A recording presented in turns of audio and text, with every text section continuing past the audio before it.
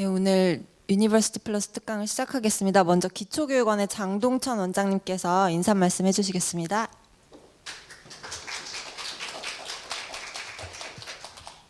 안녕하세요.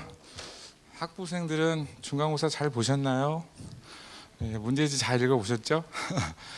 자, 바로 이어지는 저희 유풀 특강 이번 학기 주제가 함께 그리고 우리인데 오늘 거기에 딱 맞는 예술가 한 분을 모시고 진행을 하겠습니다. 그래서 샌드 아트 디렉터를 맡고 계시는 최은영 대표님을 모시고 샌드 아트 속으로 한번 빠져보는 그런 시간을 갖도록 하겠습니다. 우리 최은영 대표님은 아티스트로서도 굉장히 성과가 있으시지만 이 여러 가지 또 이 스토리텔링 통해서 대중하고 공감할 수 있는 이런 여러 가지 아카데미도 설립하시고 뭐 뮤직비디오도 참여하고 계시고 굉장히 활발한 활동을 하고 계십니다. 아마 여러분들이 의식하지는 못했지만 곳곳에서 아마 우리 대표님의 흔적을 발견을 하셨을 겁니다. 저도 확실하지는 않지만 저희 동네 마을버스에서도 날마다 이게 나오는데 그겁니까? 아닙니까? 네, 아마 그럼 저는 그러리라고 믿고 있습니다. 예. 그래서 전보다 아마 샌드 아트에 대한 여러분들의 좀 감각 이런 것들이 상당히 많이 좀 친숙하지 않으실까 하는 생각이 듭니다. 글쎄 오늘 뭐 기회가 될지 모르겠지만 여러분이 직접 참여도 좀 해볼 수 있는 그런 시간이라서 좋은 아마 계기가 되지 않을까 생각합니다. 제가 더 감동적인 것은 우리 또 대표님 그리고 또 같이 활동하시는 분들이 학교 폭력이라든지 또 뭐 위안부 피해 할머니들이라든지 아니면 인권 문제 등 이런 사회적 문제에서 소통하기 위해서 재능 기부를 또 꾸준히 해오고 계십니다. 그래서 이 작품을 통해서 우리 공동체의 삶에 대해서 어떤 이런 좀 생각하는 것들을 만들어 주실 뿐만 아니라 그 활동 자체가 또 굉장히 아름다운 일들을 많이 하고 계시기 때문에 우리 후배들한테도 굉장히 좋은 시간이 되고 또 배울 것들이 좀 많지 않을까 싶어서 더더욱 오늘 모시는 것이 좀 의미가 있을 것 같습니다. 아마 아직 그 시험에 이 시험 종료에 대한 어떤 그 해방감 이런 거에서 아직 다 좀 들뜸이 가라앉지 않아서 오늘 많이 오지 못한 것 같은데 여기에 오신 학우들은 아마 충분히 오늘 만끽을 하고 좀 가게 되지 않을까 싶어서 저로서도 굉장히 기대가 많습니다. 더불어서 잠깐 광고를 드리면 다다음 주에는 또 교양축제가 계속 이어지게 되는데 이번에 아주 좋은 강의를 해주신 분들을 많이 모셨습니다. 여러분들 바쁘시겠지만 아침부터 저녁까지 야간 강의에는 또 은퇴하신 교수님들이 다 오시기 때문에 이번 또 수요일 날은 그 주의 수요일 날은 저희가 또 신앙송 프로그램도 있습니다. 아마 여러분들이 자작시도 낭송하고 뭐 또 학우들이 나와서 창작곡도 연주하고 뭐 이런 시간을 가질 겁니다. 그래서 여러분들 가을에 기초교육원이 풍성하게 준비한 행사들이 쭉 이어지니까 여러분들 많이 참석해 주시기 바랍니다. 말하자면 교양축제보다는 성격은 다르지만 오늘 유풀 강의가 아마 그런 좀 시작에 해당되는 그런 행사가 아닐까 하는 생각이 듭니다. 네, 그러면 우리 고대하던 대표님의 어떤 시연을 보도록 하겠습니다. 최은영 대표님을 앞으로 모시겠습니다. 여러분 큰 박수로 환영해 주시기 바랍니다. 스크린이 안 내려오네. 여러분 안녕하세요. 반갑습니다. 네. 오늘 여러분들과 함께 소통과 공감으로 따뜻한 세상에 대한 이야기를 나눌 샌드 아트 디렉터 최은영입니다. 다시 인사드릴게요. 반갑습니다.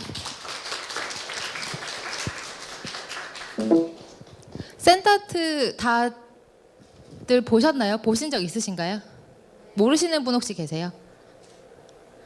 다 보셨었나 봐요. 모르시는 분이 혹시 계실까 봐 제가 공연을 준비했는데 안 보여드려도 다 아시는 것 같아서 아니죠.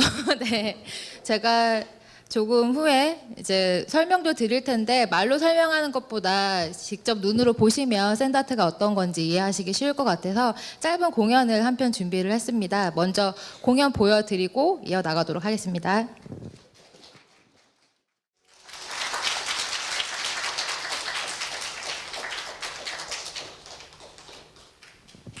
어떠셨어요, 여러분? 네. 멋있었는데. 멋있었어요. 감사합니다. 신기했어요. 어려워 보이나요? 쉬워 보인다고 하시는 분들도 계세요. 금방금방 바뀌니까 금방 해볼 수도 있을 것 같다라는 말씀도 해주시고 지금처럼 좋은 말씀 해주시기도 하시고요. 지금 보신 것처럼 빛이 나오는 라이트 박스 위에 모래로 이미지를 그리면서 이야기를 전달하는 예술을 샌드 아트라고 합니다. 잠시만요. 그림만 잘 그리면 되는 예술이 아니라 이 그림들을 통해서 이야기를 전달하는 예술을 샌드 아트라고 합니다. 지금 보신 것처럼 공연으로 보실 수도 있고 요즘에 기업이나 관공서 홍보 영상으로도 많이 활용이 되기도 하고요. 방송 영상 그리고 뮤직비디오 작업 같은 것도 진행을 하기도 하고 그 외에 공연들 오페라, 뮤지컬, 연극 이런 부분에 있어서도 콜라보해서 많이 진행을 하기도 합니다. 최근에는 교육이랑도 접목을 시켜서 기업체 예술체험 교육으로도 들어가고 있고요. 그리고 요즘에 자율학기제 하잖아요. 초등학교, 중학교, 고등학교 그죠? 네. 창의인성센터를 혹시 아시나요? 서울시 교육청에서 창의인성센터를 운영하고 있어요. 그래서 서울시 관내에 있는 이제 초등학교, 중학교 학생들이 자유롭게 와서 이제 예술 체험을 할 수 있는 곳인데 그곳에서 이제 샌드아트 교육도 진행을 하고 있습니다. 다양한 곳에 활용이 되고 있죠. 아닌가요? 처음에 이제 공연 외에는 할 수 있는 게 없을 거라고 생각을 했는데 이게 다양한 주제로 이야기를 만들 수 있다 보니까 또 생각지도 못한 분야들하고 접목을 시켜서 또 여러 가지 일들을 진행을 할 수도 있게 되더라고요. 그래서 앞으로 지금 말씀드린 거 외에도 다른 분야랑도 접목을 해서 뭔가 새로운 걸 또 만들어낼 수 있지 않을까 하는 생각을 하고 있습니다. 제가 샌드아트 작업을 지금 10년 가까이 해오고 있는데 이제 계속 어떤 이야기를 어떻게 전달을 할까, 어떤 이미지로 구성을 할까 이걸 늘 고민하면서 작품을 만들다 보니까 샌드아트를 조금 더 이제 잘 만들 수 있는 방법들을 그런 노하우들이 생기게 됐어요. 근데 생각을 해보니까 이런 노하우들이 샌드아트 작품 만드는 데만 적용이 되는 게 아니라 내가 상대방을 대할 때에도 굉장히 많은 도움이 되더라고요. 그래서 제가 경험하고 알게 된 것들을 여러분들께 이제 말씀을 드리고 싶어서 이렇게 나오게 됐는데 그 이야기를 시작하기 전에 제가 제 개인적인 이야기를 좀 해도 될까요? 네, 그게 더 재밌을 것 같죠? 제가 샌드아트를 어떻게 시작하게 됐는지를 먼저 좀 말씀을 드리면 제가 왜 이 작업을 계속 하고 있는지 훨씬 더 여러분들이 이해를 하실 수 있을 것 같아서 그 이야기를 먼저 조금 해드리려고 합니다. 갑자기 분위기가 두둥. 제가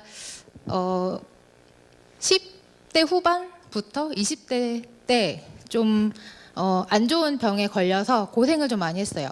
제가 희귀한 케이스인 혈액암에 걸려서 놀라세요. 지금 말짱하잖아요. 네, 괜찮습니다. 네, 혈액암에 걸리게 됐는데 그 당시에 약간 희귀한 케이스여서 치료할 수 있는 방법이 없었다고 해요. 몸이 좀 많이 아팠는데 바로 수술을 하거나 치료를 할 수 있는 방법이 없었습니다. 그래서 좀 고생을 많이 했어요. 아이고. 제가 병원에서 큰 수술도 이제 여러 번 받게 되고, 그러니까 그나마 다행인 거는 악성이 아니어서 금방 막 목숨이 왔다 갔다 하는 이런 상태는 아니었지만 그냥 좀 아프고 불편하고 이런 상태를 유지를 하다가 이제 수술을 할 수 있게 됐다고 해서 이제 크고 작은 수술을 좀 여러 번 받게 됐습니다. 그래서 병원에 있는 시간도 길었고 집에서 혼자 또 회복을 해야 되는 시간도 길었고요. 자세한 얘기를 하자면은 너무 길어질 것 같고 이제 지금 이 강의를 하러 온 건 아니니까 심파를 만들 수는 없으니까 이제 그런 고생을 했는데 제가 처음 완치가 되고 나서 이제 살았구나라는 생각이 정말 처음으로 들더라고요. 나는 원래 살고 있었는데 이제 정말 살았구나라는 생각이 들었습니다. 그래서 그때부터 나한테 주어진 시간이 너무 아까운 거예요.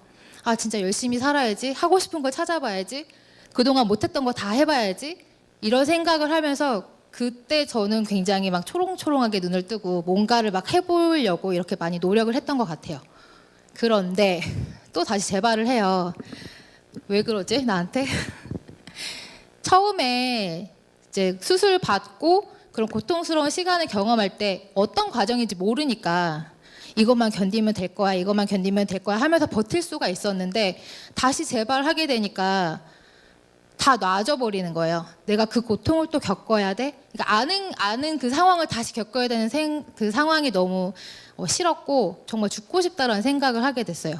그래서 정말 이제 뭐든 할 수 있을 것 같고 그렇게 초롱초롱했던 제가 어느 순간에 마음을 닫고 죽고 싶다라는 생각만 하고 우울증에 빠져서 근데 또 치료를 하고 뭐 회복을 하고 이 시간이 또 집 밖에 나갈 수 없는 시간들이었어요. 그래서 집에 혼자 머물러서 이제 가족들한테도 짜증만 내고 친구들이 찾아온다고 해도 오지 말라고 하고 만나지도 않고 혼자 집에 갇혀 있는 시간을 좀 보내게 됩니다.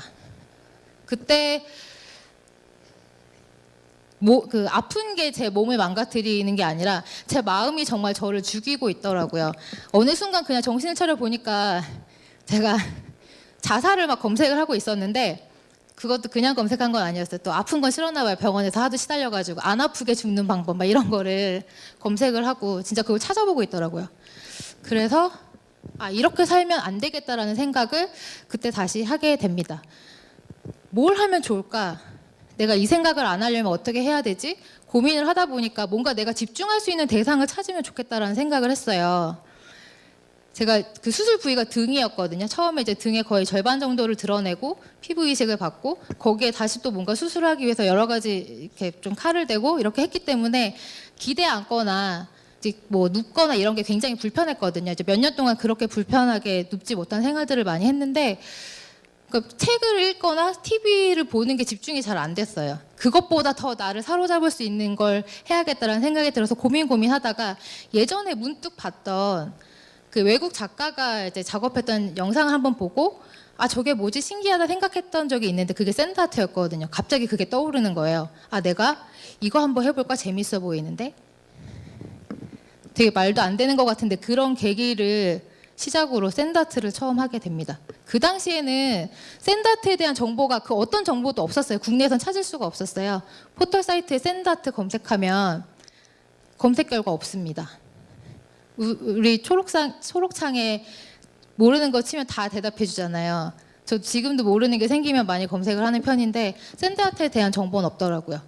그런데 이제 외국 작가가 작업했던 게 기억이 나서 유튜브랑 구글을 검색하면서 이제 해외 작가들을 찾아내게 됐고 그들이 어떻게 작업하는지 보게 됐고 이 장비가 뭔지 이제 알게 됐어요.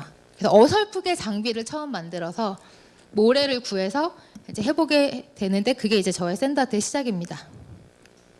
근데 샌드아트가 지금 유리판 위에 이제 그림을 그리잖아요. 보관을 할 수가 없어요. 그게 너무 아쉽더라고요. 일단 해봤는데 너무 재밌어요. 잘하고 못하고를 떠나서 뭔가 모래를 만지고 이걸로 그림을 그리는 게 너무 재밌는데 보관을 할 수가 없는 거예요. 그리고 나서 아까워서 지우기 힘들어서 며칠 동안 바라보고만 있었던 적도 있어요. 다시 그리려면 망가뜨려야 되잖아요. 고민을 하다가 이걸 그럼 이미지로 찍어야겠다. 그래서 사진 촬영을 하기 시작했고 이거 영상으로 만들어야겠다. 영상 촬영을 하기 시작했습니다. 또 영상을 만들다 보니까 영상 용량이 오죽 큽니까 여러분? 컴퓨터에 저장할 수 있는 한계가 있잖아요. 어떻게 하지 고민하다가 그러면 블로그나 게시판에 하나하나 이제 올리면서 보관을 해야겠다 이런 생각을 하게 돼요. 그래서 또 뭐 포털 사이트 게시판에 영상을 올리게 됩니다. 그때까지 계속 집에서 혼자 작업하던 시기였어요. 나갈 수가 없으니까. 그렇게 영상을 올리고 자고 일어났는데 저한테 믿기 어려운 일이 일어나기 시작합니다.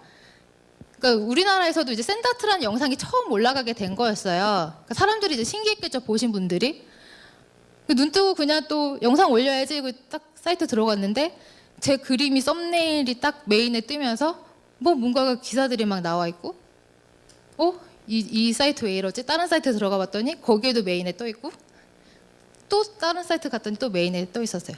제가 이거 이름을 말해도 되나요? 그러니까 네이버 다음 네이트 이런 메인에 그러니까 저는 네이버밖에 안 올렸는데 또 다른 사람들이 그 영상을 다운받아서 올리셨나 봐요. 그 메인에 썸네일이랑 함께 이렇게 대문짝만하게 뜬 거예요. 영상 조회수가 200만이 넘어가고 정말 많은 메시지를 받았어요.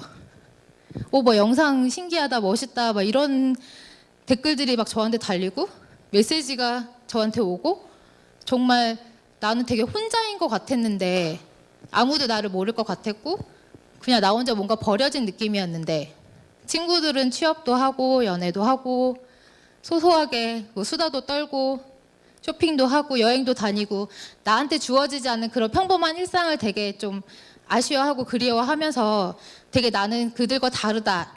나는 소외된 사람이다라는 생각을 했었는데 갑자기 이런 관심을 받게 되니까 사실 너무 좋은 거예요.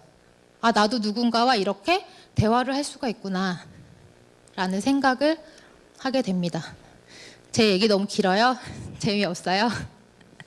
네. 그렇게 많은 관심을 처음 받아본 것 같아요. 사실 신나죠. 혼자만 있다가 뭔가 다른 사람이랑 얘기도 할 수 있고 얼굴도 모르는 누군가가 최은영을 알아서 그때는 이제 노을이란 이름으로 이제 영상 올렸는데 노을님 하면서 이렇게 댓글 달리고 하는 게 재밌더라고요. 그 사람들이 뭐 물어보면 대답도 해주고 이런 게 재밌었어요. 그래서 이 사람들의 관심을 더 많이 받고 싶어서 저는 계속 샌드아트 작업을 하기 시작을 합니다. 그래서 영상을 만들어서 계속 올리게 돼요. 그게 시작이 돼서 지금까지 쭉 이어져서 10년 동안 지금 계속 이렇게 하고 있는 거예요. 많은 사람들하고 소통을 하고 또 개인적으로는 그런 관심을 받고 싶어서. 네, 되게 말도 안 되는 계기인데 그게 저를 지금의 이 자리까지 오게 만들었습니다. 그러니까 저한테는 길이 없는 것 같았는데 샌드아트가 뭔가 다시 저를 좀 반짝반짝한 생각을 할 수 있게 해주는 계기가 된 것 같아요. 이제 그러면서 어떤 작품을 만들어야 다른 사람이 좋아할까? 어떤 작품을 만들어야 내가 하고 싶은 이야기를 전달할 수 있을까를 굉장히 많이 고민하게 됩니다. 근데 원래 해외에서도 그런 스토리텔링을 중요하게 생각을 하면서 샌드아트 작업들을 하세요. 저는 이제 배운 건 아니잖아요. 그냥 그런 욕심이 하다 보니까 저도 모르게 그 사람들이 하는 것처럼 그 방식을 따라서 샌드아트를 만들고 있더라고요. 그래서 이제 어떻게 하면 더 좋은 작품을 만들 수 있을까 고민을 늘 하면서 제 나름대로의 노하우가 생겼는데 이제 그거를 여러분들한테 말씀을 드릴 거예요. 근데 그 전에 제가 정말 많은 이제 10년 가까이 작업을 하면서 많은 작업들을 하게 됐는데 저랑 처지가 약간 비슷하다고 생각하는 분들을 위한 또 영상 작업을 한 적이 있어요. 그래서 그 영상을 또 보여드리고 계속 이어가도록 하겠습니다. 한 조각 햇빛도 들지 않는 그런 캄캄한 궁지에 바람을 타고서 날아왔나 작고 외로운 곳이 어둡고 후미진 골목에서 눈뿌리를 내렸지 눈길조차도 머물지 않는 그런 꼭 버려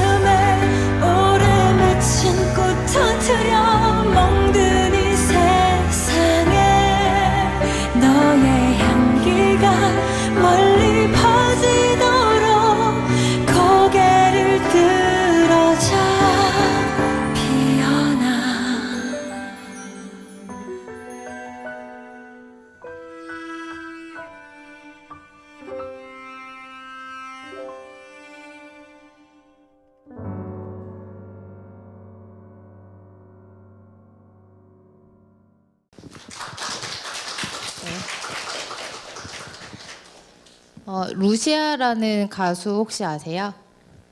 네, 인디에서 많이 활동하시는 분인데 그 아모레퍼시픽에서 연중 행사로 핑크리본 캠페인을 벌이고 있어요. 그래서 어려운 환경에 있는 유방암 환우들을 위해서 이제 기금 마련 행사를 하고 도와드리는 이런 행사를 하고 캠페인을 하고 있는데 매년 앨범을 하나씩 발매를 하거든요. 작년에는 루시아라는 가수가 피어나라는 곡으로 참여를 했고 저는 이제 기회가 닿아서 그분의 뮤직비디오 작업을 진행을 하게 됐습니다.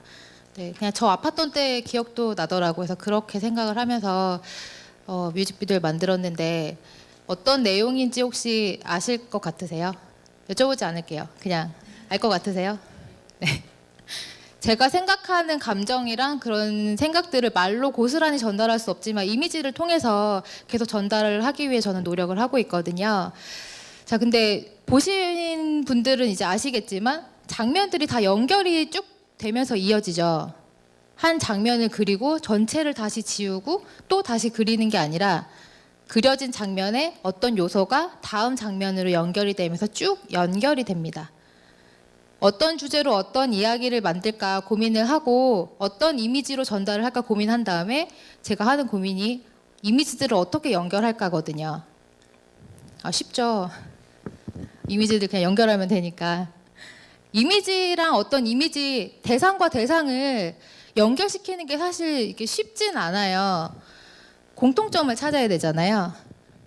그래서 고민을 한 게 저는 표현하고 싶은 이미지가 있으면 그 이미지를 관찰을 해서 최대한 형태를 단순화시킵니다. 형태를 계속 단순화시키면 도형과 가까운 형태들이 돼요. 도형과 가까운 단순한 형태들이 모이면 더 유사점을 찾기가 쉽거든요. 그래서 저는 그때부터 이제 대상을 관찰을 하고 단순화시켜서 이미지를 단순화시켜서 이제 연결시키는 이런 작업들을 하게 되고 지금도 이제 습관처럼 그냥 뭘 보면 좀 단순화시키고 관찰하는 좀 버릇이 생긴 것 같아요. 이미지의 유사성을 찾기 위해서 제가 첫 번째 하는 방법, 이게 또 말이 있더라고요. 몰랐는데 오관법이라고 관찰의 눈뜨기라는 과정을 처음에 이제 거치게 됩니다. 이미지 유사성을 찾으면 어떻게 해야 될까요? 앞에 나와 있죠. 유사성을 찾아서 연결을 해야 되죠. 이미지의 유사성을 찾아서 연결을 하는 방법을 오연법이라고 부릅니다. 단순화시켜서 관찰을 해서 단순화를 시켜야 유사성을 찾을 수가 있고 유사성을 찾아서 연결을 해야 저는 계속 작품을 만들 수가 있어요. 근데 제가 이 작업을 하면서 계속 관찰을 하고 좀 대상을 바라보다 보니까 이게 사람들과 사람 사이에서도 뭔가 적용이 되더라고요. 저는 뭐 지금도 아니라고는 말을 못하겠지만 굉장히 솔직한 성격을 가지고 있고요. 좀 기분 나쁘거나 뭔가 화가 나거나 하면 바로바로 표현해. 좋으면 좋다 얘기하고 싫으면 싫다 얘기하고 뭔가 화가 나면 화를 표현을 합니다. 근데 상대방이 나한테 농담을 하거나 아니면 그냥 장난처럼 했던 말들이 내가 예민하게 받아들여서 그렇게 반응하는 경우들이 있잖아요. 근데 이제 그랬던 제가 조금 바뀌기 시작을 해요. 저 사람은 왜 나한테 그런 얘기를 했을까를 생각을 하게 되더라고요. 그 사람을 관찰함으로써. 네, 괜찮습니다. 네, 졸고 계신 거 아니에요. 네. 이미지의 유사성을 찾아서 연결을 하는 이런 습관을 기르고 그렇게 버릇처럼 이제 상대방을 바라보니까 다른 사람과 소통을 할 때에도 굉장히 이게 유용한 방법이구나라는 것을 알게 됐습니다. 제가 스토리텔링 하기 위해서 꼭 필요한 방법이기 때문에 처음 이 두 가지를 말씀드린 것도 있는데 제가 정말 드리고 싶은 말씀은 이미지와 이미지, 뭐 단어와 단어, 어떤 대상과 대상의 유사성을 찾아서 연결하면 새로운 게 보인다는 얘기를 정말 꼭 드리고 싶었어요. 그리고 이런 경험들을 꼭 한 번쯤은 해보셨으면 좋겠다라는 생각을 합니다. 이미지와 이미지, 서로 다른 것들이 연결이 되면, 서로 다른 것들이 융합이 되면 거기에서 또 새로운 게 창조가 될 수가 있죠. 그리고 저는 그것이 소통의 첫 걸음이라고 생각을 합니다. 어려운 것 같으세요? 상대방과 나와의 공통점을 찾아서 연결을 시켜서 이야기를 하고 소통을 하고 해본 적 있으세요 혹시? 왠지 대답을 요구할 것 같아서 시킬 것 같아서 지금 대답을 안 하시는 것 같은데 여기 계신 모든 분들이요 저도 그렇고요 어릴 때 다 이런 경험이 있었습니다 분명히 100% 확실히 확신할 수 있어요. 그냥 그게 뭔지 모르고 그렇게 놀았을 뿐인데 그런 경험들이 모두 있습니다. 뭘까요? 이 노래 다 아시죠? 원숭이 엉덩이. 원숭이랑 사과가 공통점이 어디 있어요? 원숭이를 뜯어보니 엉덩이가 좀 비슷하게 생겼나 봐요. 원숭이 엉덩이랑 사과는 빨갛다라는 형태 유사점을 가지고 있습니다. 그리고 사과랑 바나나는 맛있다라는 정서 유사점을 가지고 있어요. 이게 바나나가 아니라 맛있는 다른 게 들어갔다면 가사가 바뀌었겠죠. 사과는 맛있어, 맛있으면 뭐 보쌈 이러면, 그렇죠? 다른 게 또 진행이 됐을 수도 있어요. 그리고 바나나는 기차와 길다라는 또 형태 유사점을 가지고 있고요. 기차랑 비행기는 빠르다라는 행동 유사점을 가지고 있습니다. 그리고 비행기랑 백두산은 높다라는 상징 유사점을 가지고 있습니다. 이 노래 다 아시죠? 해보신 적 있으시죠? 네, 이렇게도 연결이 됩니다. 자, 그러면 이제 관찰을 해서 연결을 해서 이러면 다 작품 만들 수 있을 것 같은데, 그죠? 근데 저는 또 거치는 두 가지 과정이 더 있어요. 내가 어떤 이미지의 유사성을 찾아내서 연결을 시킨 다음에 혼자 막 좋아요. 드디어 만들었다. 엄마한테 딱 보여줬어요. 근데 이게 뭐니? 이러시는 거예요, 저한테. 내가 생각한 것을 상대방도 그렇게 생각을 할까를 고민하는 과정이 한 번 더 필요합니다. 나만 좋고 나만 이해할 수 있는 내용이라면 상대방하고 소통할 수가 없겠죠. 내가 생각한 것들도 상대방이 그렇게 생각을 할 수 있을까? 다른 사람의 마음을 들여다보는 과정도 필요합니다. 오감법이라고 이제 부르는데요. 다른 사람의 입장에서 온전히 그 사람이 될 수는 없지만 이 사람도 이렇게 이해를 할 수 있을까? 한 번 더 고민을 하게 되면 조금 더 소통하기 쉬운 작품이 나오지 않을까 생각이 돼요. 대화할 때도 마찬가지죠. 나는 장난인데 상대방이 화낸다고 나도 막 화가 나, 화를 내. 그러면 그 친구랑 어떻게 될까요, 관계가? 아까 말씀드렸던 것처럼 그냥 왜 그런 말을 했는지 좀 이해를 할 수 있게 되더라고요. 물론 내가 기분은 나쁘지만. 그래서 조금 표현할 때 좀 부드럽게 이제 말을 할 수 있게 됐어요. 너도 농담처럼 나한테 그렇게 얘기했겠지만 이 부분이 나는 굉장히 상처였기 때문에 지금 기분이 안 좋다라는 얘기를 조금 더 풀어서 얘기를 하면 상대방도 그랬구나, 미안해, 같이 화내는 게 아니라 사과를 할 수가 있어요.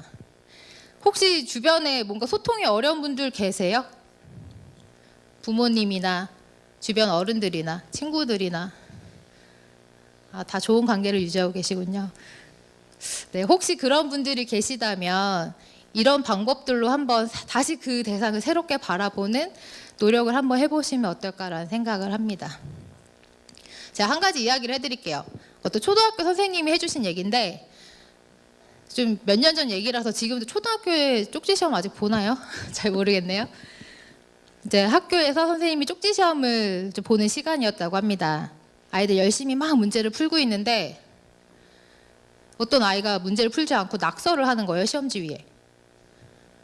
선생님이 너 왜 문제 풀지 않고 낙서하니? 빨리 시험 문제 풀어야지 라고 얘기를 했더니 그 아이가 선생님, 전 낙서하는 게 아니에요. 보니까 시험지 위에 우산을 그리고 있어요. 웃으시는 분들도 계시고 아니지만 네. 제 시험지에 비가 내릴 것 같아서 우산을 씌워주고 있다고 합니다. 그쵸? 여기 계신 분들 다 너무 그런 경험이 없으셔서 공감을 못했을 수도 있는데 이제 선생님은 그런 경험이 있으셨나 봐요. 그게 너무 와닿으셨대요. 그래서 더 이상 혼내지 않고 그냥 토닥토닥 해주셨다고 합니다. 네.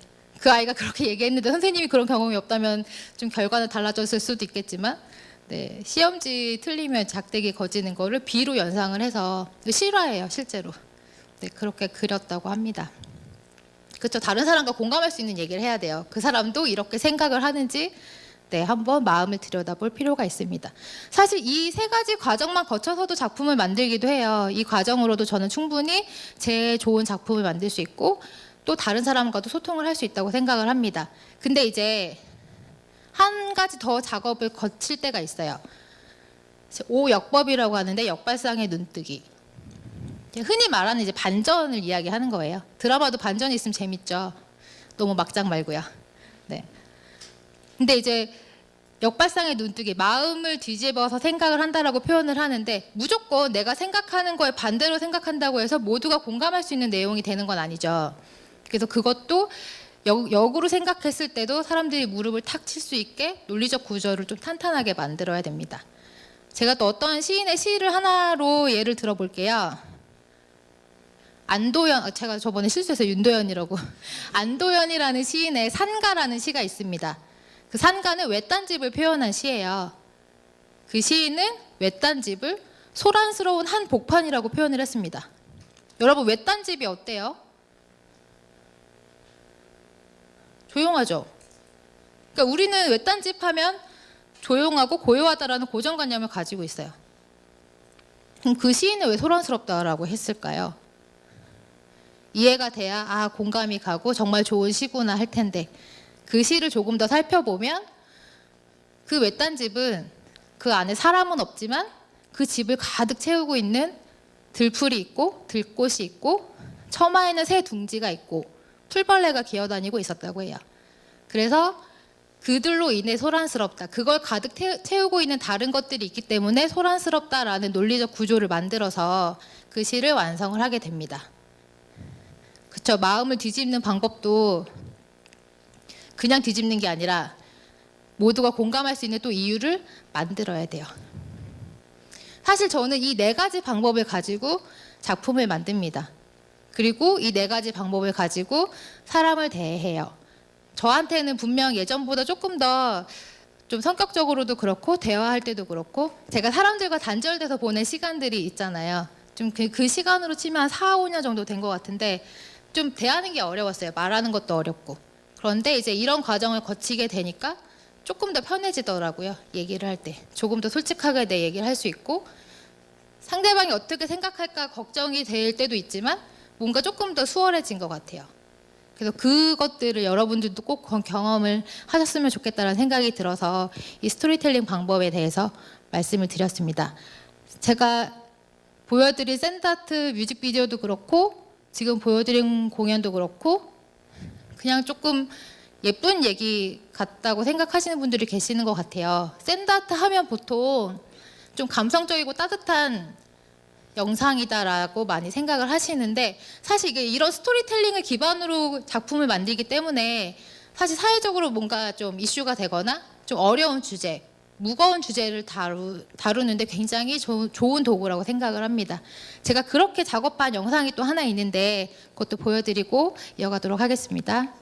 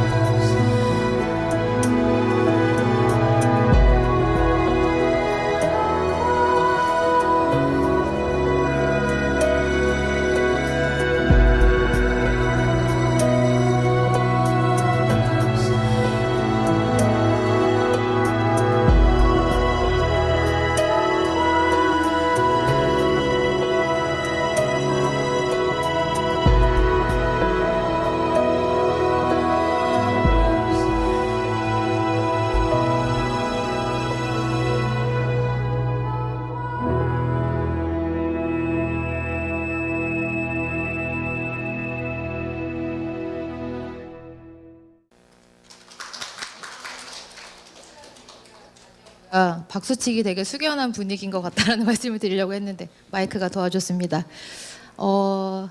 무슨 내용인지 아시겠어요? 뭘까요? 위안부 맞아요. 네. 굳이 글로 설명하지 않아도 또 모두가 다 알고 있는 그런 이미지들로 또 구성이 되어 있기 때문에 그냥 이것만 보셔도 어떤 내용인지 쉽게 아실 수 있을 것 같습니다. 네, 위안부 피해 할머님들을 위해서 제작한 샌드아트 영상 중에 한 편이에요. 제가 2012년에 처음 이제 관련 영상을 만들게 됐는데 이제 그 당시에 다양한 분야에서 활동하는 예술가들이 모여서 위안부 피해 할머님들을 위한 드라마 콘서트를 개최를 한 적이 있어요. 이야기해 주세요라는 타이틀로 혹시 들어본 적 있으세요? 네, 2012년도인데. 네. 이야기해 주세요 행사 때 이제 홍대에서 노래하는 가수들은 컴필레이션 앨범을 발매를 하고 사진 작가는 사진전을 열고요. 할머님들 인터뷰를 토대로 구성한 3D 샌드 애니메이션 그 영화 작업을 한 작가도 계셨어요. 그 당시에 조정래 감독님은 계속 귀향을 찍고 계셨고요. 또 배우분들은 스토리텔러로서 무대 위에 올라가기도 하고 저는 그때 또 이제 운 좋게 제안을 받아서 그때 발매됐던 컴필레이션 앨범 중에 한 곡을 가지고 뮤직비디오 작업을 하게 됩니다. 제가 작품을 만들 때 좀 자료를 많이 찾아보는 편이에요. 내가 이해를 해야 이해한 만큼 이제 구성을 할 수가 있으니까. 분명히 배우고 알고 있는 정보였는데 막상 또 찾아보고 할머님들도 뵙고 실제 사진들을 보고 하니까 너무 마음이 아프더라고요. 그래서 굉장히 힘들게 작업을 했는데 할머님들께서도 고맙다는 인사를 해주셨어요. 근데 이제 그때 행사를 하고 났더니 너무 아쉬운 거예요. 이걸 행사 때 한번 상영하고 말기에는 너무 아쉽다. 그래서 이 영상을 누구나 볼 수 있는 사이트에 올리기 시작을 합니다. 그래서 포털 사이트나 유튜브에 올렸더니 영상을 요청하는 곳들이 생겼어요. 그래서 위안부 피해 할머님들을 위한 기금 마련 행사나 아니면 아이들 교육용으로 보여주고 싶다라는 요청이나 기관이나 이런 곳에서 이제 요청이 들어오기 시작했고 그분들이 사용하실 수 있게 무상으로 이제 제공을 해드리고 있는데 2012년에 그거 한 편을 만들었고 2014년에는 저와 같이 활동하는 샌드 아티스트들이 더 모여서 더 많은 작품을 만들었고요. 이제 제공해드리는 사이트도 이제 만들어서 필요하신 곳에 사용할 수 있게 이제 제공해드리고 있어요. 이거는 올해 작업한 영상이고요. 이제 이 영상은 또 그 권비영 작가님 혹시 아세요? 덕혜옹주 소설 쓰셨던 덕혜옹주 모르세요? 네, 소설가 권비영 작가님이 그 일제 강점기를 배경으로 한 소설을 하나 올해 출간하셨거든요. 몽화라는 제목의. 그 수익 일부도 이제 위안부 할머님들께 쓰인다고 해서 이제 그분의 책을 홍보할 수 있는 북 트레일러 영상으로도 활용을 하고 했고요. 지금도 이제 필요하신 곳에 드리고 있습니다. 제 영상은 유튜브에서 다 그냥 보실 수 있어요. 그 유튜브에 그 영상 다운받는 방법으로 얼마든지 다운받으실 수 있고 고화질을 원하시면 또 신청서 작성해서 보내주시면 이렇게 드리기도 하고요. 저는 정말 나 좋은 일을 하고 있구나라고 스스로도 되게 그냥 칭찬을 하고 뿌듯해 또 했거든요. 근데 생각지도 못한 단점이 있더라고요. 아니 이렇게 좋은 일을 하는데 무슨 단점이 있을까요? 단점이 있으면 안 될 것 같죠? 네, 그쵸. 제가 유튜브에도 이 영상을 올렸어요. 그랬더니 일본 네티즌들의 댓글을 받고 있습니다. 받기도 합니다. 2012년부터 지금까지 쭉 댓글이 달려요. 잊을만 하면 달리고, 그럼 또 지우고, 잊을만 하면 달리고, 그럼 또 지우고, 그 계속 반복하고 있는데요. 4년째. 저는 1어를 모르거든요. 그들도 한국말은 모르는 것 같아요. 왜냐면 일본어로 댓글을 달아요. 무슨 말인지 모르겠으나 썸네일을 보니까 막 우길기 이런 게 있어요. 이미지가. 뭐 나를 욕하겠네. 그래도 무슨 말인지 궁금하니까 한번 찾아볼까? 번역기를 돌려볼까? 번역기를 돌려봤어요. 야, 이 바보야, 멍청아, 거짓말 하지 마. 막 이런 댓글들이 막 달려요. 네, 그냥 그 다음부터는 달리면 그냥 웃으면서 지우고 있습니다. 근데 여러분 진짜 대단하지 않아요? 저는 1어를 모르고 그 일본 네티즌들은 한국말을 모르는데 우리는 이 영상으로 소통을 하고 있습니다. 온라인에서. 네, 정말 대단한 예술인 것 같아요. 제가 거친 그 4가지 과정들을 통해서 작품을 만들기 때문에 이런 다양한 주제들을 가지고 작품을 만들고 활동하고 있다는 말씀을 드리고 싶었고요. 그리고 계속 말씀 반복해서 드리고 있지만 이 방법, 이 과정들이 꼭 제 작품 만들 때뿐만이 아니라 타인과 나를 더 돈독하게 만드는 방법, 소통하기 위해서 좋은 도구라는 걸 꼭 말씀을 드리고 싶어서 이 강의를 준비를 했습니다. 좀 궁금하신 거 있으신 분들 질문 받고요. 좀 체험하실 수 있는 시간을 가져보려고 하거든요. 혹시 질문 있으신 분?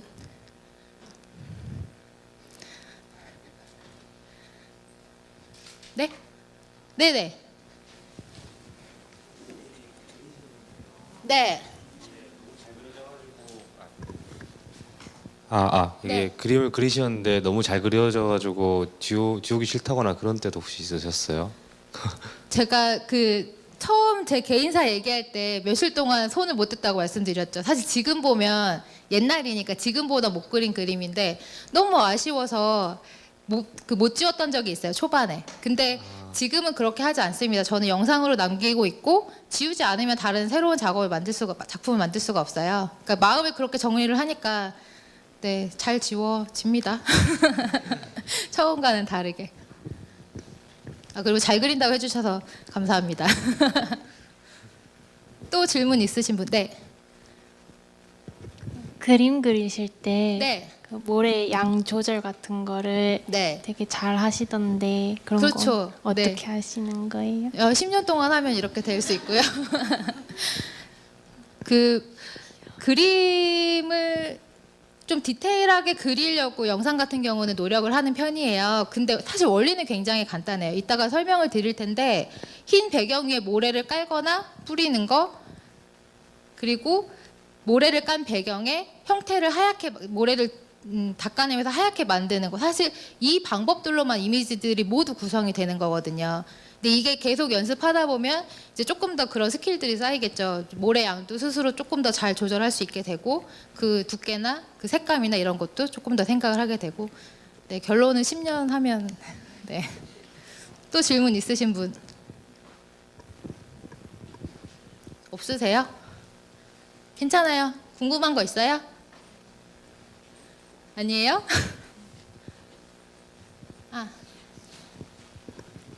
샌드 아티스트로서 가장 필요한 능력이 뭐라고 생각하세요? 저는 스토리텔링이 가장 중요한 능력이라고 생각을 합니다.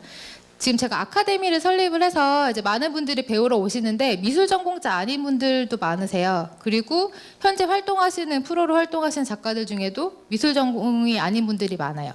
그림은 훈련에 의해서 좋아질 수 있다고 저는 생각을 하거든요.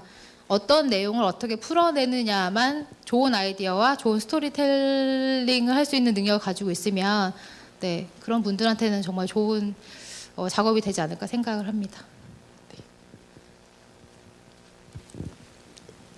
또 질문 혹시 있으신 분 계실까요?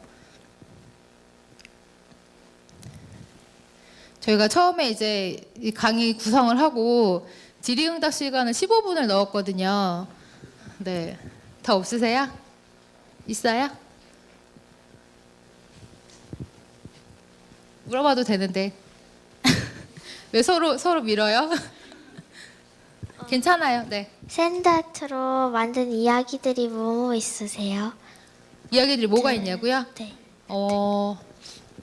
제가 한 달에 적으면 4편, 많으면 12편까지도 영상들을 만들거든요. 그래서 저 10년 동안 쌓였으니까 좀 엄청 많겠죠. 지금 이런 위안부 할머님들에 관련된 것도 있고, 학교 폭력에 대한 거, 뭐 금연에 대한 거, 좀 교육적인 건 그런 걸 작업했던 것 같아요. 역사에 대한 거, 전시 영상 작업도 간혹 하거든요. 유물에 대한 설명을 그냥 텍스트로 넣는 것보다 또 그림으로 보면서 이야기를 구성하며 보는 분들이 재밌게 보실 수 있으니까. 뮤직비디오, 가수 좋아해요? 뮤직비디오 작업도 많이 했는데 안타깝게 이제 아이돌이 부르는 노래는 하나밖에 없어요. 뭐 김종국 씨나 신승훈 씨나 내 나이가 이 루시아 아니면 정준일 씨 혹시 아세요? 네, 요번에 또 핑크리본 캠페인 정준일 씨 노래로 하나 작업을 했고요. 그 성시경, 박효신, 빅스, 한 명 또 서인국 그 같은 좋아하세요? 같은 엔터테인먼트에 있는 그 남자 가수들이 매년 크리스마스 때 그 노래를 부르잖아요. 그때 이제 겨울 고백이라는 곡의 뮤직비디오 작업을 한 적도 있고 뭐 드라마나 방송이나 뉴스 작업도 했었고요. 홍보 영상 작업도 하고 와 많다 그죠? 그런 것들 하고 있어요. 네. 또 질문이 혹시 있으신가요? 자신 있게 아무거나 물어보시면 성심성의껏 친절하게 대답을 해드리겠습니다. 체험을 길게 하고 싶으신 거죠, 여러분? 질문 시간을 줄이고 체험을 늘리고 싶어서 그죠? 질의응답은 네. 네. 네.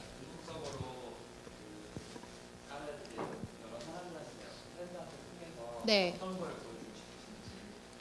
일단은 저는 그 1차적으로는 위안부 관련된 영상물은 계속 꾸준하게 작업을 하고 있어요.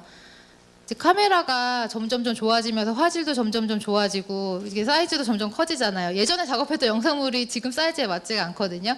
그렇게 바뀌어도 계속 관련된 영상을 보여드릴 수 있게 일단 작업을 하고 싶고요. 이 외에도 조금 사람들이 더 많이 생각했으면 좋겠다라는 뭐 사회적인 문제나 아니면 그런 이슈들이 있으면 그거에 대해서도 표현해보고 싶은 생각이 있고요. 제가 처음 이제 시작한 계기 말씀드렸을 때 200만 명이 봤다고 말씀을 드렸잖아요. 저는 그때 그런 영향력이 정말 무서운 거구나라는 생각을 했거든요. 물론 주로 작업하는 거는 저도 이제 돈을 벌어야 되니까 홍보 영상이나 이런 CF 작업을 많이 하는데 그 외에 그래도 제가 아까 말씀드린 것들 할 수 있는 기회가 생기면 좀 하려고 노력을 하는 편이에요. 그리고 앞으로도 그런 거는 좀 꾸준하게 작업을 하고 싶은 욕심이 있습니다. 네.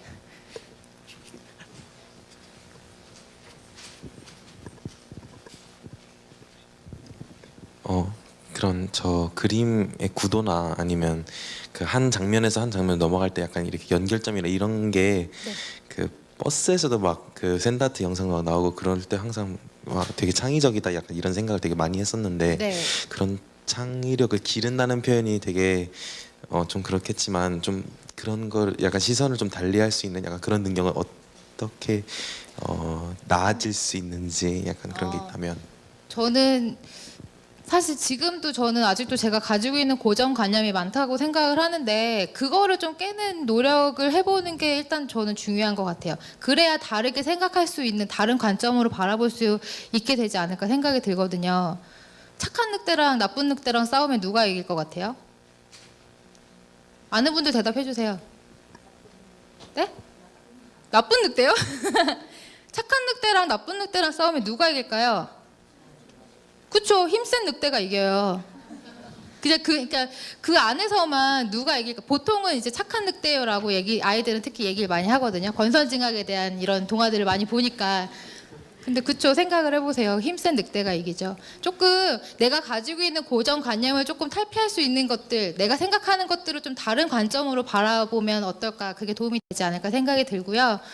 그리고 저는 뭐 그렇게 보일지 모르겠지만 사실 책 읽는 거 되게 좋아하고 또 시간 날 때 전시회나 영화 보는 거 굉장히 좋아합니다. 그냥 그런 데서 뭔가 좀 영감을 받기도 하고요. 네, 그런 게 도움이 많이 되는 것 같아요. 네.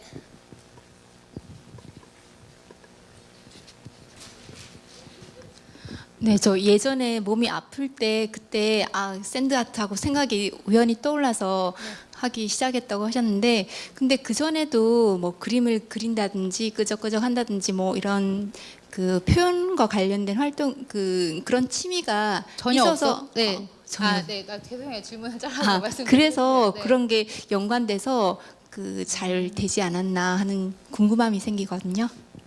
지금 제 초기 작품이 사이트에서 거의 볼 수가 없어서 전 너무 다행이라고 생각을 해요. 네, 정말 그림들이 지금 그림 같지 않거든요. 저는 그러니까 뭐 전문적으로 그림을 배워보거나 이렇게 그렸던 적은 없고요.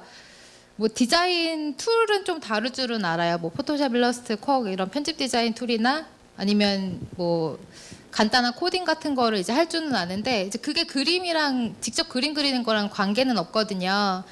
뭔가 디자인적으로 좋아하긴 하지만 그렇게 배워본 적은 없는데요. 제가 아프기 전에 우연하게 외국에서 활동하는 작가가 공연하는 영상을 우연하게 보게 됐어요.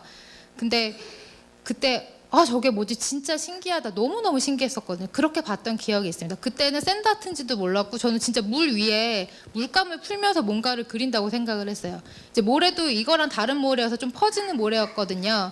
그 손이 움직일 때마다 모래가 퍼지면서 뭔가 그 위에 그려지는 게 물에 물감 푼 것 같다는 생각을 했는데 일단 그때 너무 강한 인상이 남았던 게 아닌가라는 생각을 해요. 그때도 사실 정보를 찾아봤는데 없었거든요.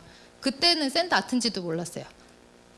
근데 다시 뭘 할까 생각하다가 그때 되게 신기한 거 있었는데 해볼까? 정말 이제 그런 마음으로 하게 됐고 또 막상 만지게 되다 보니까 이제 저도 이제 이걸 하면서 알게 됐는데 모래놀이가 원래 심리치료로 많이 쓰여요. 알고 계세요? 아이들 정서 발달에도 도움이 되고 아이뿐만 아니라 어른들의 심신 안정에도 도움이 된다고 해서 뭐 그런 연구 결과도 있더라고요. 모래놀이가 심리치료로도 많이 쓰이는데 제가 안 좋은 생각을 많이 했었잖아요. 마음이 좀 그렇죠. 우울한 상태에서 모래를 계속 만졌기 때문에 조금 그게 또 치유가 된 부분이 있지 않을까라는 생각을 해요. 그게 이제 여러 가지로 좋았기 때문에 계속 할 수 있었던 것 같습니다.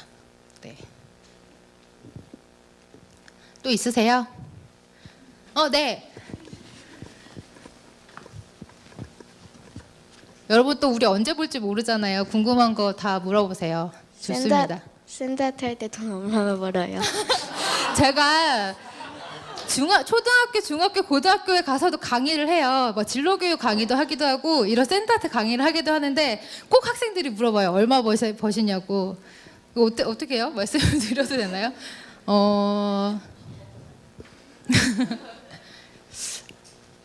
학교에서는 그냥 제대로 대답을 해달라고 말씀을 하시거든요. 근데 이제 찍히고 있으니까 제가 또 말하기가 근데 다른 또 작가들에 비해서 저는 많이 버는 편이에요. 왜냐하면 이제 먼저 시작한 사람이 되다 보니까 그리고 제가 만든 교환들로 교육이 들어가게 됐고 그런 거를 또 아이들이 배우게 됐고 이제 이런 거를 이제 뭔가 한 사람이 되다 보니까 그런 작가들 중에서는 조금 연봉이라고 치면 그런 게 좀 많이 높은 편인데요. 경력이 높아지고 그러니까 꾸준히 그거를 놓지 않고 경력을 계속 쌓으면은 다 저처럼 될 수 있다고 생각을 해요. 지금 1년차, 2년차 작가랑 3년차, 4년차 작가랑 그게 다르거든요. 페이가. 네. 그냥 네. 먹고 살 만큼 잘 벌어요. 또 궁금한 거 있으세요? 네, 그러면 질의응답은 여기까지로 하고요. 좀 화면 네. 이거 신기하죠, 여러분? 만져보고 싶죠? 제가 일단 간단하게 설명을 먼저 좀 드릴게요. 제가 아까 샌드아트 원리 질문 나와서 잠깐 설명을 해드렸는데 모래를 걷어내면 화면이 하얗게 나오죠. 아래 빛이 나오고 있으니까 흰 도화지와 같죠. 이렇게 흰 배경 위에 내가 그리고 싶은 거를 모래를 뿌려가면서 그리는 방법을 포지티브 방식이라고 하거든요. 이제 이게 모래를 얼마나 뿌리느냐에 따라서 뭔가 선의 굵기가 달라질 거고요. 뭐 이렇게 하는 방식, 그 다음에 이 위에 모래를 다 덮어버리고 내가 그리고 싶은 요소를 하얗게 표현하는 방식, 이거 네거티브 방식이라고 해요. 이것도 뭔가 손에 득게나 내가 어떻게 사용하느냐에 따라서 보여지고 그려지는 것들이 달라지겠죠. 이 두 가지 방식을 응용해서 이제 그림들을 그려 나갑니다. 여러분 오늘 어떠셨어요? 좋았어요? 감사합니다. 제가 언제 또 여기 와서 여러분들 뵙고 강의를 해보겠어요. 일단 좋은 기회 주신 분들 너무 감사드리고요. 제 이야기, 그다음 제가 이제 말씀드린 것들 꼭 좀 실생활에서 활용하시면서 도움이 될 수 있었으면 좋겠다라는 생각으로 강의를 마무리하겠습니다. 지금까지 함께해 주셔서 감사합니다. 최은영이었습니다.